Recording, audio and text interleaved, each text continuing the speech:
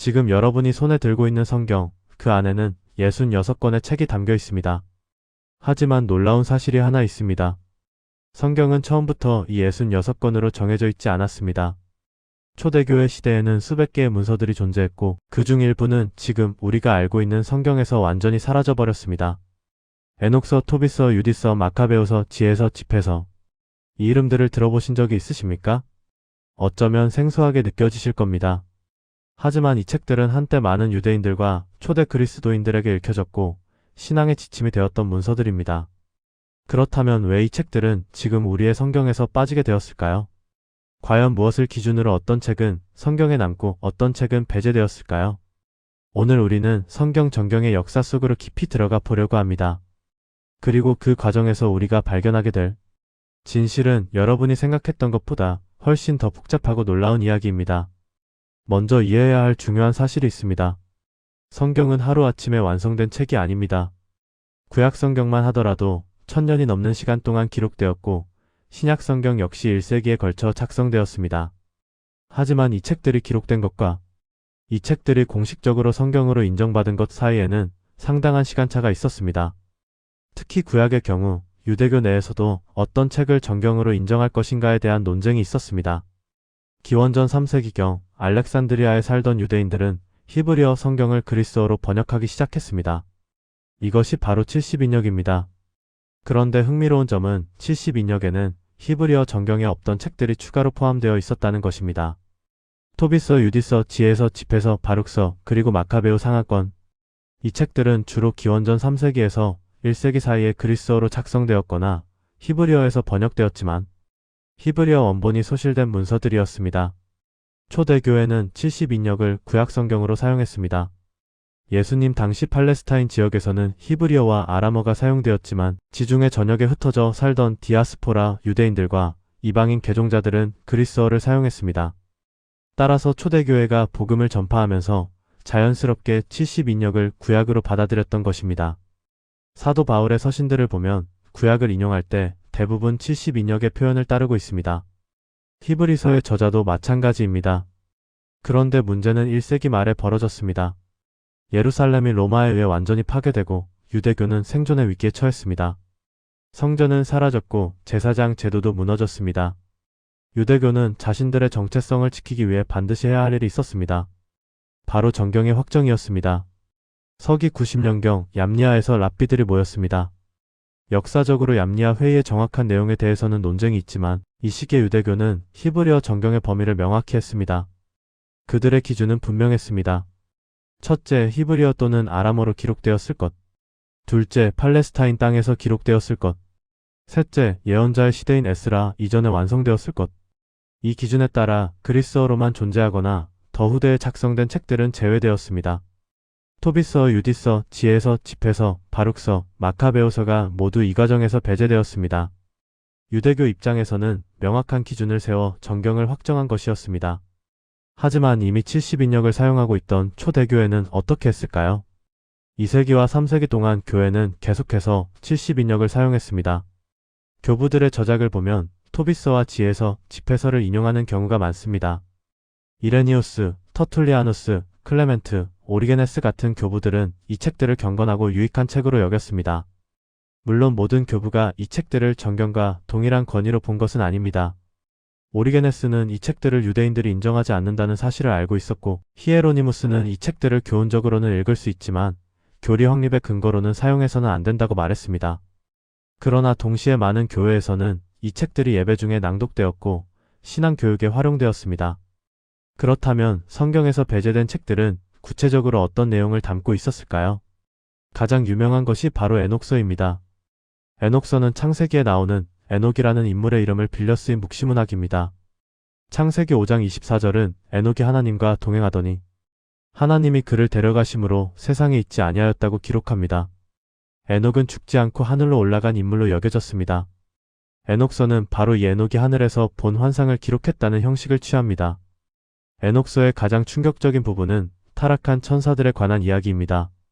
창세기 6장 1절부터 4절은 매우 짧고 모호한 기록을 남깁니다.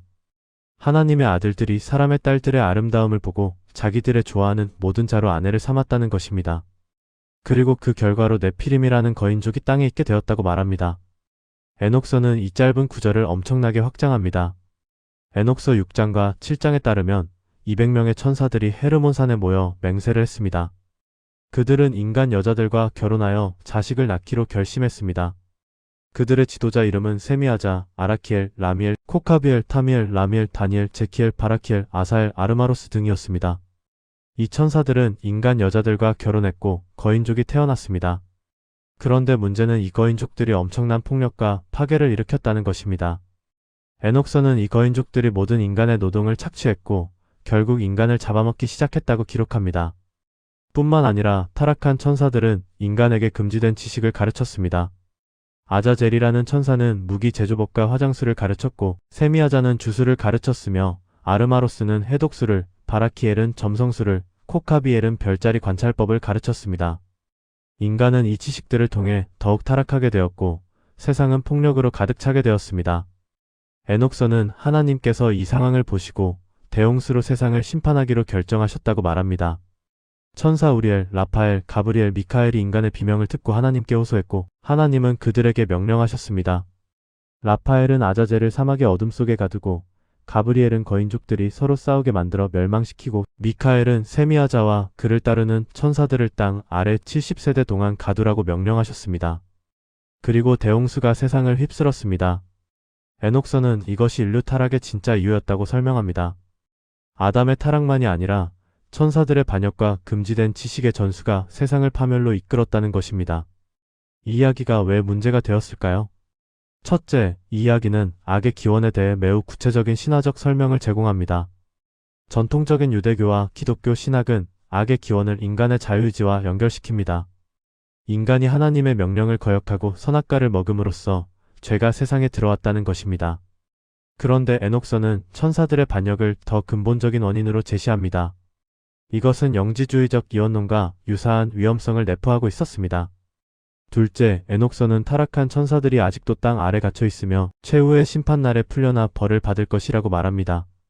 이것은 악한 영적 존재들에 대한 지나치게 구체적이고 신화적인 묘사로 여겨졌습니다.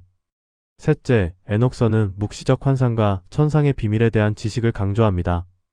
이것은 영지주의자들이 좋아하는 주제였습니다. 영지주의는 구원이 비밀스러운 지식을 통해 온다고 주장했는데 에녹서의 강조점이 이와 유사하게 보일 수 있었습니다. 흥미롭게도 신약성경 유다서는 에녹서를 직접 인용합니다.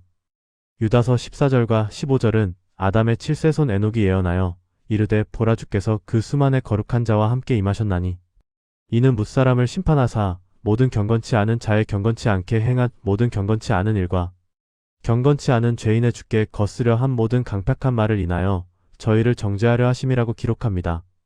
이 구절은 에녹서 1장 9절을 거의 그대로 인용한 것입니다. 유다서가 에녹서를 인용했다는 사실은 초대교회 일부에서 이 책이 권위 있는 문서로 여겨졌음을 보여줍니다. 하지만 교회가 정경을 확정하는 과정에서 에녹서는 제외되었습니다. 유다서가 이 책을 인용했다 하더라도 에녹서 전체를 정경으로 받아들이기에는 신학적으로 문제가 되는 부분이 너무 많았던 것입니다. 에티오피아 정교회는 예외입니다. 에티오피아 정교회는 에녹서를 정경의 일부로 인정합니다. 사실 에녹서가 완전한 형태로 보존된 것은 에티오피아 번역본뿐입니다. 서구학계는 오랫동안 에녹서를 전설로만 여겼는데 18세기 에티오피아에서 이 책의 완전한 사본들이 발견되면서 실제 내용을 알게 되었습니다. 그리고 20세기에 사회 사본이 발견되면서 에녹서의 아람어와 히브리어 단편들이 쿰란 동굴에서 발견되었습니다. 이것은 에녹서가 예수님 시대 이전 유대교 일부에서 읽히고 있었음을 입증합니다. 쿰란 공동체는 에녹서를 매우 중요하게 여겼던 것으로 보입니다. 이제 다른 외경들을 살펴보겠습니다. 토빗서는 아시리아 포로기를 배경으로 한 이야기입니다. 토빗이라는 경건한 유대인이 눈이 멀게 되는 불행을 겪지만 결국 하나님의 도우심으로 치유받고 회복된다는 내용입니다. 이 책의 흥미로운 점은 라파엘이라는 천사가 인간의 모습으로 나타나 토빗의 아들 토비아를 돕는다는 것입니다. 천사 라파엘은 토비아가 사라라는 여인과 결혼하도록 돕고 악마 아스모데우스를 쫓아내고 토빗의 시력을 회복시킵니다. 이야기 끝에 라파엘은 자신의 정체를 밝히며 하늘로 올라갑니다. 토빗서는 하나님의 섭리, 기도의 힘, 자선의 중요성, 가족의 가치를 강조하는 경건한 이야기입니다. 신학적으로 큰 문제가 없어 보이는데 왜 정경에서 제외되었을까요? 가장 큰 이유는 이 책이 그리스어로만 존재했다는 것입니다. 히브리어나 아람어 원본이 있었다는 증거가 없었습니다. 물론 20세기의 쿰란에서 토빗의 아람어와 히브리어 단편이 발견되면서 이 책이 원래 세모로 작성되었음이 밝혀졌지만 고대의 랍비들은 이것을 알지 못했습니다. 또한 이 책은 역사적 사실이라기보다는 교훈적 이야기, 일종의 지혜 문학에 가깝습니다. 등장하는 연대와 인물들의 수명을 계산해보면 역사적으로 맞지 않는 부분들이 있습니다. 이것은 이 책이 역사 기록이 아니라 신앙적 메시지를 전달하기 위한 이야기라는 것을 보여줍니다. 하지만 정경의 기준 중 하나가 역사적 신뢰성이었기 때문에 이 책은 제외될 수밖에 없었습니다. 유디서는 더욱 흑적인 이야기입니다. 바빌론의 느부갓네살 왕이 서방 세계를 정복하려고 할 때 유대인들이 항복하지 않자 홀로페르네스 장군을 보내 침공합니다. 이스라엘은 위기에 처하고 부툴리아라는 도시가 포위됩니다. 이때 유딧이라는 경건하고 아름다운 과부가 나타납니다. 유딧은 믿음과 용기로 적진에 들어가 홀로페르네스 장군을 유혹한 뒤 그가 술에 취해 잠들었을 때 그의 목을 베어 죽입니다. 적군은 지휘관을 잃고 혼란에 빠지고 이스라엘은 승리합니다. 유디서는 용기 있는 여성 영웅의 이야기이자 하나님께서 약한 자를 통해 강한 자를 무너뜨리시는 주제를 담고 있습니다. 그러나 유디서 역시 역사적 문제가 있습니다. 책의 시작은 느부갓네살이 아수르의 왕으로 니느웨를 다스렸다고 말합니다. 그런데 역사적으로 느부갓네살은 바빌론의 왕이었고 그가 왕이 되었을 때 니느웨는 이미 멸망한 상태였습니다. 또한 등장하는 대제사장의 이름과 정황이 느부갓네살 시대와 맞지 않습니다. 이것은 이 책의 역사적 기록이 아니라 신학적 메시지를 담은 이야기임을 보여줍니다. 저자는 의도적으로 다른 시대의 요소들을 섞어서 이 이야기가 특정 역사적 사건이 아니라 모든 시대에 적용되는 신앙의 진리를 담고 있음을 암시한 것으로 보입니다. 하지만 정경의 기준은 역사성과 예언적 권위였기 때문에 유디서는 제외되었습니다. 지혜서는 솔로몬의 이름으로 작성된 지혜 문학입니다. 이 책은 매우 높은 수준의 철학적 사유를 담고 있으며 그리스 철학의 영향을 받은 것으로 보입니다. 지혜서는 지혜를 하나의 인격적 존재처럼 묘사합니다. 지혜는 하나님으로부터 나왔으며 세계 창조에 함께했고 모든 것을 관통하고 순수하고 영적인 존재라고 말합니다. 이것은 후대 기독교 신학에서 로고스 기독론을 발전시키는데 영향을 주었습니다. 요한복음 1장의 태초에 말씀이 계시니라는 표현과 지혜서의 지혜 개념 사이에는 유사성이 있습니다. 지혜서는 또한 영혼의 불멸성에 대해 분명하게 가르칩니다. 의인의 영혼은 하나님의 손안에 있으며 고난은 단련이고 죽음 너머에 영원한 생명이 있다고 말합니다. 이것은 구약의 다른 책들보다 훨씬 더 명확한 부활과 내세 신앙을 보여줍니다. 그러나 지혜서는 명백히 그리스어로 작성되었습니다. 히브리어 원본이 있었다는 증거가 전혀 없습니다. 또한 이 책은 기원전 1세기경 알렉산드리아에서 작성된 것으로 추정됩니다. 솔로몬이 저자일 수 없습니다. 이 책은 솔로몬의 이름을 빌려 쓰인 가명 문서입니다. 고대 근동에서는 이런 방식이 흔했지만 정경의 기준은 사도성과 예언자적 권위였기 때문에 지혜서는 제외될 수밖에 없었습니다. 하지만 초대교회 교부들은 이 책을 매우 사랑했습니다. 알렉산드리아의 클레멘트, 오리게네스, 아타나시우스 같은 동방교회 교부들은 지혜서를 자주 인용했습니다. 서방교회에서도 어거스틴은 이 책을 높이 평가했습니다. 집회서는 벤시라의 지혜서라고도 불립니다. 이 책은 기원전 2세기 초 예루살렘에서 벤시라라는 지혜 교사가 히브리어로 작성했습니다. 그의 손자가 나중에 이것을 그리스어로 번역했습니다. 집회서는 실용적인 지혜를 가르치는 책입니다. 어떻게 살아야 하는가, 어떻게 말해야 하는가, 어떻게 우정을 지켜야 하는가, 부모를 어떻게 공경해야 하는가, 가난한 사람을 어떻게 대해야 하는가. 이 모든 주제에 대해 구체적이고 실용적인 조언을 제공합니다. 집회서는 또한 이스라엘의 역사를 회고하며 위대한 조상들을 찬양합니다. 에녹, 노아, 아브라함, 이삭, 야곱, 모세, 아론, 여호수아, 다윗, 솔로몬, 엘리야, 엘리사 등의 업적을 기록합니다. 집회서는 유대교와 초대교회에서 매우 사랑받는 책이었습니다.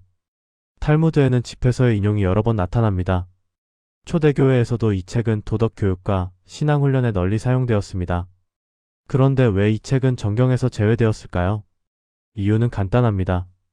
저자 자신이 자기 이름을 밝히고 있기 때문입니다. 이 책은 하나님의 직접적인 계시가 아니라 한 지혜 교사의 가르침으로 인식되었습니다. 물론 성경의 다른 지혜서들, 예를 들어 잠언도 인간 지혜 교사들의 모음집이지만 잠언은 솔로몬과 연결되어 있고 더 오래된 전통의 일부였습니다.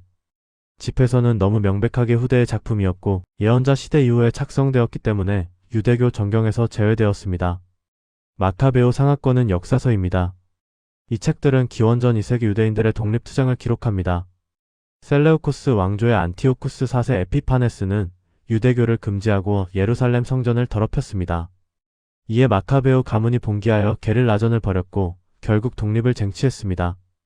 이 승리를 기념하는 것이 하누카 절기입니다. 마카베오서는 신앙의 순교자들, 용기 있는 전사들, 하나님의 기적적인 개입을 생생하게 묘사합니다.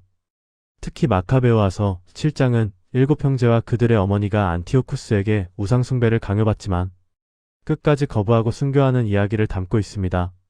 이 이야기에서 순교자들은 부활에 대한 확고한 믿음을 표현합니다.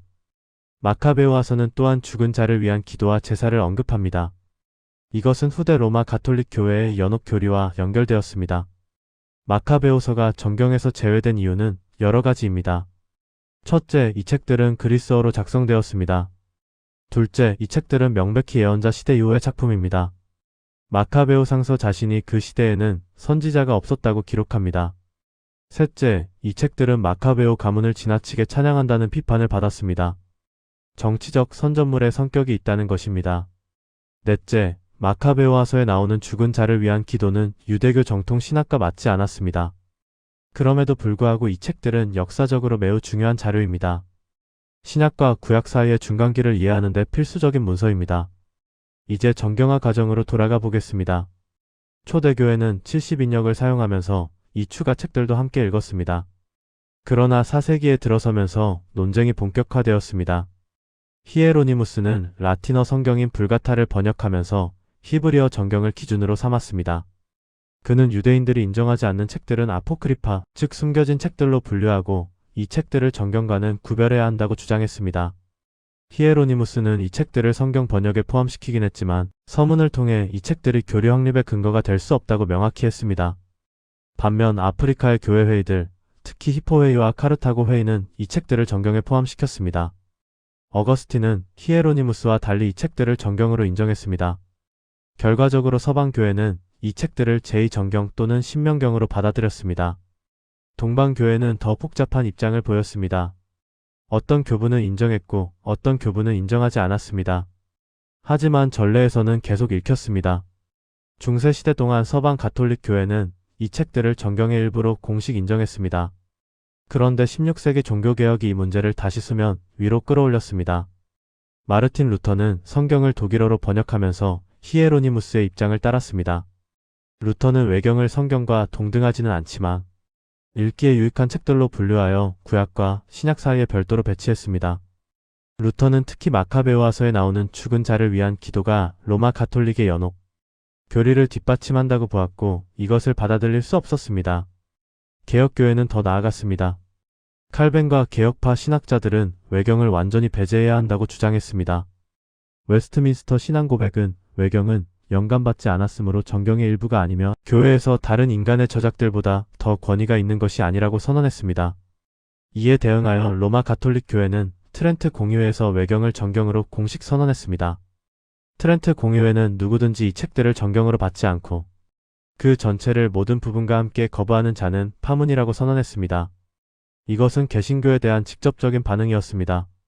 이로써 정경 논쟁은 교파 간 차이로 고착되었습니다.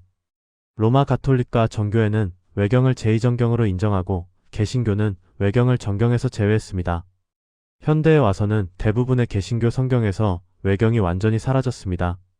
19세기 영국 성서공회와 미국 성서공회는 외경을 포함하지 않은 성경만을 출판하기로 결정했고 이것이 표준이 되었습니다. 오늘날 대부분의 개신교인들은 외경의 존재조차 모르는 경우가 많습니다. 그렇다면 정경화의 기준은 무엇이었습니까? 무엇이 책을 성경으로 만들고 무엇이 책을 성경에서 배제시켰습니까? 여러 기준이 있었지만 가장 중요한 것은 다음과 같습니다. 첫째, 사도성과 예언자적 권위입니다. 책이 사도나 사도와 밀접한 관계에 있는 사람에 의해 작성되었거나 구약의 경우 예언자 시대에 속해야 했습니다. 둘째, 정통성입니다. 책의 내용이 이미 인정받은 신앙의 기준과 일치해야 했습니다. 이단적이거나 의심스러운 교리를 담고 있으면 배제되었습니다. 셋째, 보편적 수용입니다. 책이 교회들 사이에서 널리 읽히고 인정받아야 했습니다. 일부 지역에서만 읽히는 책은 의심의 대상이 되었습니다. 넷째, 영감의 증거입니다. 책이 하나님의 영감으로 기록되었다는 내적 증거가 있어야 했습니다. 이것은 주관적인 기준이지만 중요하게 여겨졌습니다. 그런데 여기서 중요한 질문이 생깁니다. 정경을 확정한 것은 누구입니까? 하나님입니까? 아니면 교회입니까? 개신교 전통에서는 정경이 스스로 자기 권위를 증명한다고 믿습니다. 즉, 성경은 교회가 만든 것이 아니라 하나님이 주신 것이며 교회는 단지 이미 권위 있는 책들을 인정했을 뿐이라는 것입니다. 이것을 자기 증명성이라고 부릅니다. 반면 가톨릭 전통에서는 교회가 정경을 확정했다고 봅니다. 성경은 교회의 전통 안에서 형성되었고 교회의 권위에 의해 인정받았다는 것입니다. 이것은 단순한 신학적 논쟁이 아닙니다. 이것은 권위의 근원에 대한 근본적인 질문입니다. 역사적으로 보면 두 입장 모두 부분적 진실을 담고 있습니다. 성경의 책들은 기록된 순간부터 권위를 가지고 있었습니다. 사도 바울의 서신들은 쓰이는 순간부터 교회들에서 읽혀지고 권위를 인정받았습니다. 그것은 교회 회의가 결정하기 훨씬 전의 일입니다. 하지만 동시에 어떤 책들은 논쟁의 대상이었습니다. 히브리서, 야고보서, 베드로후서, 요한이서와 3서, 유다서, 요한계시록은 한동안 일부 교회에서 의심받았습니다. 이 책들이 최종적으로 정경에 포함된 것은 교회의 판단이 개입한 결과입니다. 따라서 정경 형성은 하나님의 섭리와 교회의 식별이 함께 작용한 과정이라고 보는 것이 가장 정확할 것입니다. 외경을 어떻게 보아야 할까요? 개신교인으로서 외경을 정경으로 받아들이지 않는다 하더라도 이 책들을 완전히 무시하는 것은 지혜롭지 못합니다. 외경은 역사적으로 중요한 문서입니다. 구약과 신약 사이의 중간기를 이해하는 데 필수적입니다. 예수님 시대 유대교를 이해하려면 마카베오서를 읽어야 합니다. 바리새파와 사두개파의 신학적 차이, 부활 신앙의 발전, 메시아 대망 사상의 형성, 이 모든 것을 이해하려면 외경의 도움이 필요합니다. 외경은 또한 초대교회가 어떤 신앙적 배경에서 성장했는지를 보여줍니다. 신약 성경의 일부 표현과 개념은 외경에서 그 배경을 찾을 수 있습니다. 예를 들어 마태복음 23장에서 예수님은 아벨의 피로부터 성전과 제단 사이에서 죽임을 당한 사가랴의 피까지라고 말씀하십니다. 성전과 제단 사이에서 죽임을 당한 사가랴는 역대하 24장에 나오는 제사장 여호야다의 아들 스가랴입니다. 그런데 흥미롭게도 마카베오와서 15장 14절은 예레미야 선지자의 환상을 묘사하며 그의 손을 펼쳐 거룩한 성을 향해 기도하는 자라는 표현을 사용합니다. 이런 중간기 전통들이 신약 성경의 일부 표현에 영향을 주었을 가능성이 있습니다. 히브리서 11장 35절은 여자들이 자기의 죽은 자를 부활로 받기도 하며 또 어떤 이들은 더 좋은 부활을 얻고자 하여 악형을 받되 구차히 면하지 아니하였다고 말합니다. 이것은 마카베오와서의 순교자들을 암시하는 것으로 보입니다. 외경은 또한 영적 교훈을 담고 있습니다. 토비서는 하나님의 섭리와 천사의 도움에 대한 믿음을 가르칩니다. 유디서는 하나님께서 약한 자를 통해 강한 자를 무너뜨리신다는 진리를 보여줍니다. 지혜서는 지혜의 가치와 의인의 영혼이 하나님 손 안에 있다는 희망을 제공합니다. 집회서는 실용적인 삶의 지혜를 가득 담고 있습니다. 마카베오서는 신앙을 위해 목숨을 바친 순교자들의 이야기로 우리에게 용기를 줍니다. 이 책들이 정경은 아니지만 경건하고 유익한 독서 자료임은 분명합니다. 초대교회 교부들이 이 책들을 사랑했던 이유가 바로 여기에 있습니다. 그렇다면 정경의 경계는 절대적입니까? 교회가 다시 정경의 범위를 제고할 가능성이 있습니까? 현실적으로 그럴 가능성은 거의 없습니다. 정경의 범위는 이미 수세기에 걸쳐 확정되었고 교파별로 안정화되었습니다. 가톨릭과 정교회는 외경을 포함하고 개신교는 포함하지 않습니다. 에티오피아 정교회는 더 많은 책을 포함합니다. 이것은 단순히 신학적 문제가 아니라 정체성의 문제가 되었습니다. 하지만 학문적 차원에서는 여전히 논의가 계속됩니다. 성경학자들은 정경 형성의 역사를 연구하고 외경과 정경의 관계를 탐구하고 초대교회가 어떻게 정경을 확정했는지를 밝혀내고 있습니다. 20세기 가장 중요한 발견 중 하나는 사해 사본입니다. 1947년 쿰란 동굴에서 발견된 사해 사본은 예수님 시대 이전과 당시의 유대교를 생생하게 보여줍니다. 사해 사본에는 구약 성경의 거의 모든 책의 사본이 포함되어 있습니다. 하지만 에스더서는 발견되지 않았습니다. 반면 에녹서와 토비서, 집회서의 단편들이 발견되었습니다. 이것은 쿰란 공동체가 우리가 알고 있는 것과는 조금 다른 정경 개념을 가지고 있었음을 시사합니다. 또한 사회사본에는 공동체 규율서, 전쟁 두루마리, 감사 찬송집 같은 쿰란 공동체만의 문서들이 있습니다. 이것은 다양한 유대교 분파들이 각기 다른 권위 있는 문서들을 가지고 있었음을 보여줍니다. 이 모든 것이 우리에게 던지는 질문은 무엇입니까? 성경의 권위는 어디에서 오는가입니다. 만약 성경의 권위가 단순히 어떤 회의에서 투표로 결정된 것이라면 그 권위는 흔들릴 수밖에 없습니다. 하지만 기독교 신앙은 그렇게 말하지 않습니다. 성경의 권위는 그것이 하나님의 말씀이기 때문입니다. 성경은 하나님께서 인간 저자들을 통해 당신의 뜻을 계시하신 책입니다. 교회는 이 계시를 인정했을 뿐 만들어낸 것이 아닙니다. 물론 그 인정 과정에는 인간의 판단이 개입했고 때로는 논쟁도 있었습니다. 하지만 전체적으로 보면 교회는 성령의 인도하심 가운데 정경을 확정했다고 믿습니다. 여기서 우리는 조심해야 할 두 가지 극단이 있습니다. 첫 번째 극단은 성경이 하늘에서 그냥 떨어진 책이라고 생각하는 것입니다. 마치 모든 것이 완벽하게 결정되어 있었고 인간은 아무 역할도 하지 않았다는 식입니다. 이것은 이슬람의 꾸란 개념과 비슷합니다. 하지만 기독교는 그렇게 믿지 않습니다. 성경은 역사 속에서 형성되었습니다. 하나님은 역사 속에서 일하시는 분입니다. 그분은 인간 저자들의 성격과 문체와 역사적 상황을 사용하셔서 당신의 말씀을 기록하게 하셨습니다. 두 번째 극단은 성경이 순전히 인간의 산물이라고 보는 것입니다. 교회가 정치적 이유로 어떤 책은 선택하고 어떤 책은 배제했다는 식입니다. 이것은 성경의 신적 권위를 부정하는 것입니다. 하지만 역사를 보면 교회는 이미 권위를 가지고 있던 책들을 인정했습니다. 진실은 그 중간 어딘가에 있습니다. 성경은 하나님의 영감으로 기록되었지만 역사적 과정을 거쳐 우리에게 전달되었습니다. 정경 확정은 하나님의 섭리와 교회의 식별이 함께 작용한 결과입니다. 우리는 이 과정을 신뢰할 수 있습니다. 왜냐하면 예수님께서 약속하셨기 때문입니다. 진리의 성령이 너희를 모든 진리 가운데로 인도하시리라. 교회는 완벽하지 않지만 성령께서 교회를 인도하셨습니다. 때로 실수도 있었고 논쟁도 있었지만 결국 교회는 하나님의 말씀을 올바로 인정했습니다. 그렇다면 외경을 읽는 것이 위험합니까? 아닙니다. 외경을 읽는 것 자체는 위험하지 않습니다. 오히려 유익할 수 있습니다. 다만 외경을 정경과 동일한 권위로 대하지 않는 것이 중요합니다. 외경은 역사 자료이자 경건 문학으로 읽을 수 있습니다. 하지만 교리의 근거로 삼아서는 안 됩니다.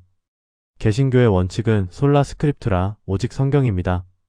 우리의 신앙과 삶의 모든 문제에 대한 최종 권위는 66권의 정경입니다. 외경은 참고 자료일 수는 있지만 규범적 권위는 없습니다. 여기서 한 가지 더 생각해 볼 문제가 있습니다.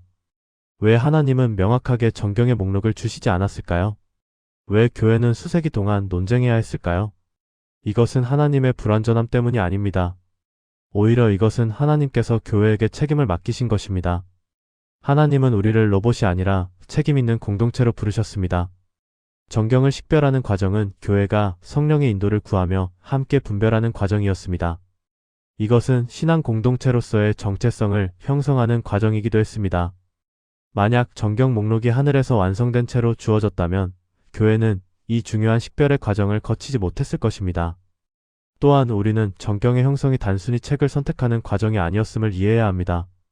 정경의 형성은 신앙의 규범을 확립하는 과정이었습니다. 교회는 무엇이 사도적 가르침인가, 무엇이 정통 신앙인가를 명확히 해야 했습니다.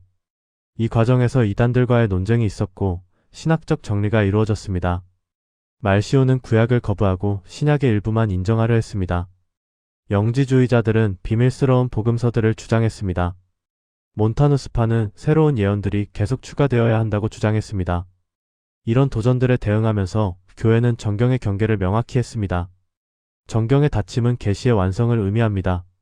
이제 더 이상 성경에 새로운 책이 추가되지 않습니다. 왜냐하면 하나님의 계시가 예수 그리스도 안에서 완성되었기 때문입니다. 히브리서 1장은 이렇게 선언합니다. 옛적의 선지자들로 여러 부분과 여러 모양으로 우리 조상들에게 말씀하신 하나님이 이 모든 날 마지막의 아들로 우리에게 말씀하셨습니다. 예수 그리스도는 하나님의 최종 말씀이십니다. 선지자들과 사도들은 이 그리스도를 증거했습니다. 따라서 선지자들과 사도들의 증언이 담긴 책들, 즉 구약과 신약이 정경입니다. 이 책들은 그리스도를 증거하고 구원의 길을 보여줍니다. 그렇다면 외경이 빠진 것은 실수였습니까? 아닙니다. 외경이 배제된 것은 신중한 판단의 결과였습니다. 외경에는 유익한 내용이 많지만 정경으로서의 권위를 인정받기에는 부족한 부분들이 있었습니다. 사도적 권위의 증거가 부족했고 일부는 역사적 신뢰성에 문제가 있었으며 일부는 신학적으로 의심스러운 요소를 담고 있었습니다. 교회는 이런 이유로 이 책들을 정경에서 제외했습니다. 이것은 이 책들이 쓸모없다는 의미가 아닙니다. 다만 절대적 권위를 부여할 수는 없다는 것입니다. 우리는 여기서 하나님의 지혜를 봅니다. 정경은 충분히 명확하여 우리가 알아야 할 모든 것을 담고 있지만 동시에 우리가 계속 탐구하고 연구해야 할 깊이를 가지고 있습니다. 외경과 다른 고대 문서들은 성경을 더 깊이 이해하는 데 도움을 줍니다. 하지만 그것들이 성경을 대체할 수는 없습니다. 성경만이 우리 신앙과 삶의 절대적 기준입니다. 종교개혁의 원칙, 솔라 스크립투라는 여전히 유효합니다. 교회의 전통도 중요하고 이성도 중요하고 경험도 중요하지만 최종 권위는 오직 성경에 있습니다. 마지막으로 우리가 기억해야 할 것은 성경의 목적입니다. 성경은 단순히 정보를 제공하기 위한 책이 아닙니다. 성경은 우리를 구원으로 인도하기 위한 책입니다. 디모데후서 3장 15절부터 17절은 이렇게 말합니다.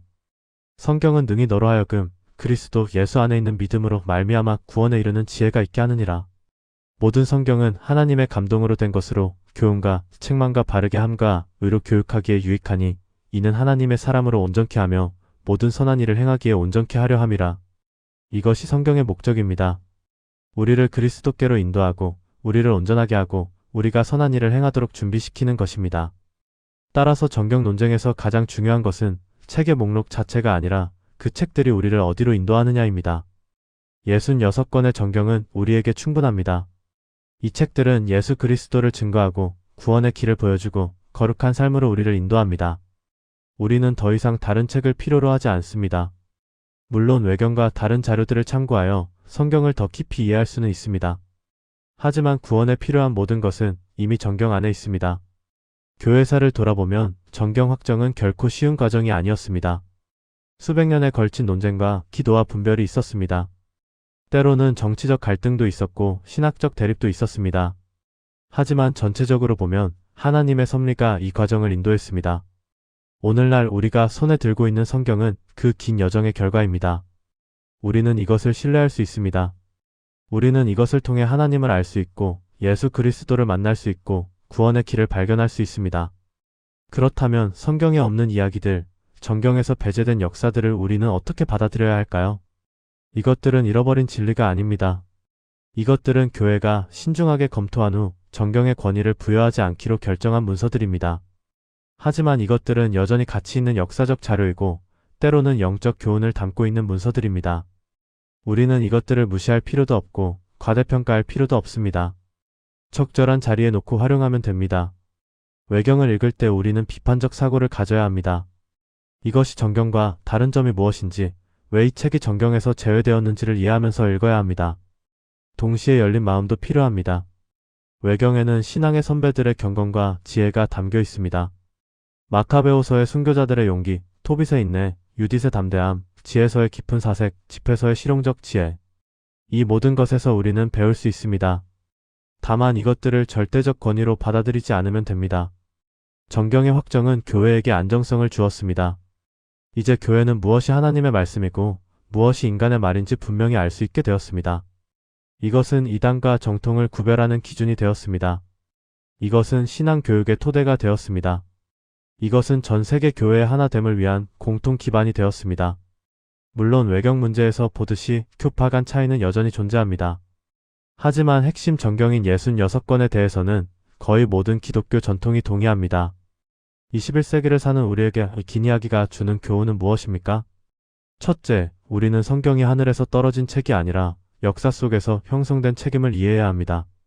이것은 성경의 권위를 약화시키는 것이 아니라 오히려 하나님께서 역사 속에서 어떻게 일하시는지를 보여줍니다. 둘째, 우리는 교회의 역할을 인정해야 합니다. 교회는 완벽하지 않지만 성령께서 교회를 통해 일하십니다. 정경 확정은 교회가 성령의 인도하심 가운데 내린 집단적 결정이었습니다. 셋째, 우리는 성경의 충분성을 믿어야 합니다. 66권의 정경은 우리 신앙과 삶을 위해 충분합니다. 우리는 더 이상 다른 계시나 다른 책을 필요로 하지 않습니다. 마지막으로 우리는 성경의 목적을 잊지 말아야 합니다. 성경은 우리를 예수 그리스도께로 인도하기 위해 존재합니다. 요한복음 5장 39절에서 예수님은 너희가 성경에서 영생을 얻는 줄 생각하고 성경을 상고하거니와 이 성경이 곧 내게 대하여 증거하는 것이라고 말씀하셨습니다. 성경의 모든 책은 직접적이든 간접적이든 그리스도를 가리킵니다. 구약은 오실 그리스도를 예언하고 신약은 오신 그리스도를 증거합니다. 우리가 성경을 읽는 궁극적 목적은 그리스도를 만나고 그분을 닮아가고 그분의 제자로 살아가는 것입니다. 성경에 있었지만 지금은 없는 이야기들은 우리에게 역사를 가르쳐 줍니다. 그것은 정경 형성의 역사이고 교회가 어떻게 하나님의 말씀을 식별해 왔는지의 역사입니다. 우리는 이 역사로부터 배울 수 있습니다. 하지만 동시에 우리는 감사해야 합니다. 우리 손에 들려진 66권의 성경은 수세기에 걸친 교회의 기도와 분별의 결과입니다. 이 책은 완전하고 충분하고 권위 있습니다. 이 책을 통해 우리는 하나님을 알고 그리스도를 만나고 구원을 얻고 거룩한 삶을 살아갈 수 있습니다. 정경과 외경의 논쟁은 단순히 책 목록의 문제가 아닙니다. 이것은 권위의 문제이고 계시의 문제이고 신앙의 토대에 관한 문제입니다. 개신교는 성경의 충분성과 명료성을 믿습니다. 우리는 66권의 정경이 우리에게 필요한 모든 것을 담고 있으며 평범한 신자도 성령의 도우심으로 성경을 이해할 수 있다고 믿습니다. 이것이 종교개혁의 유산이고 오늘날까지 개신교 신앙의 기초입니다. 결국 중요한 것은 책의 개수가 아니라 책의 내용입니다. 66권이든 73권이든 정경의 핵심 메시지는 동일합니다. 하나님은 타락한 인류를 사랑하시고 독생자 예수 그리스도를 보내셔서 우리를 구원하셨습니다. 우리는 믿음으로 의롭다 함을 받고 성령의 능력으로 거룩한 삶을 살아갈 수 있습니다. 그리고 언젠가 그리스도께서 다시 오실 것이고 모든 것이 완성될 것입니다. 이것이 성경의 메시지이고 이것이 우리 신앙의 핵심입니다. 성경에서 배제된 책들의 역사는 우리에게 하나님의 주권과 교회의 책임을 동시에 보여줍니다. 하나님은 자신의 말씀을 보존하시고 전달하시는 과정에서 교회를 사용하셨습니다. 교회는 완벽하지 않지만 성령의 인도하심 가운데 올바른 판단을 내렸습니다. 오늘날 우리가 신뢰할 수 있는 성경을 가지고 있다는 것은 하나님의 은혜입니다. 우리는 이 성경을 읽고 묵상하고 순종함으로써 하나님의 뜻을 알아가고 그분의 나라를 위해 살아갈 수 있습니다. 그러므로 우리의 태도는 이러해야 합니다. 성경에 대한 확고한 신뢰, 외경에 대한 균형 잡힌 이해, 그리고 무엇보다 성경의 메시지인 예수 그리스도에 대한 헌신.